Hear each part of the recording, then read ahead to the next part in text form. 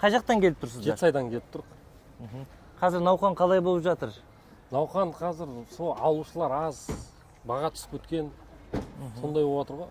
Сіздер басында сатқанда 15-20 теңгеден сатады. 20 теңге болып кетті ғой, 15 теңге. Біреулер сатамай да қалып жатыр ғой, далада күйіп отыр. Неге? Алушы аз, білмеймін неге екенін. Қарбызды қазір жей қоймай ма сонда адамдар, ол немен байланысты? Неге байланысты?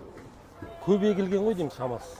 Күннің ыстығынан барлығы пісіп кетті да, жан-жақтағы мысалы Төрткөл, Түркістандарың, Тараз бәрі бірге пісіп кетіп, сөйтіп баға түсіп кетіп, Жетісай жаққа бармай қойды да клиенттер. Неше шақырым жүріп келіп тұрсыз сонда осында?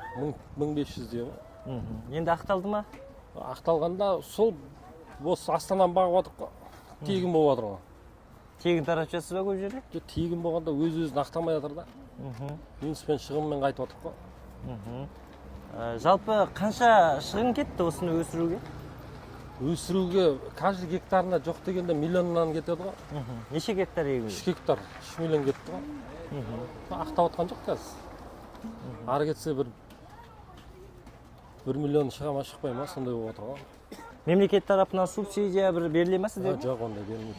Біз каждый арендаға 500 мыңнан аламыз жерді. 3 гектарды 1,5 миллионға аламыз. Ар жағында расходымыз бар, оның артуы бар. КамАЗда мысалы 35 теңгемен келеді осында. Сонымен ақтамайды ғой ешқандай. Ол жақтан алатын адам жоқ. 20 теңге болады. Жерді 500 мың теңгеге жалға алады екенсіздер, иә? Иә. Қанша уақытқа береді? Сол бір жыл бір егін алып алғанша береді ғой. Бір жылға береді. Шығынын ақтамайды.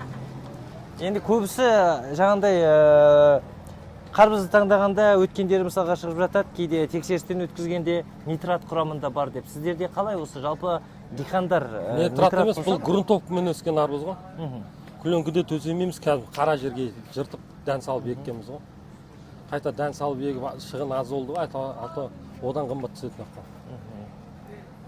Нағыз әрбір қарбыз неше күнде піседі? Нағыз піскен шағы? 90 күн. 90 күнде ме?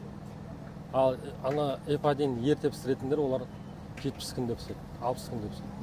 Айырмашылығы неде сонда уақыттан бөлек? Ол дәмінде, құрамында бір өзгерістер бола ма? Өзгеріс болады ғой, грунтовка жақсы ғой.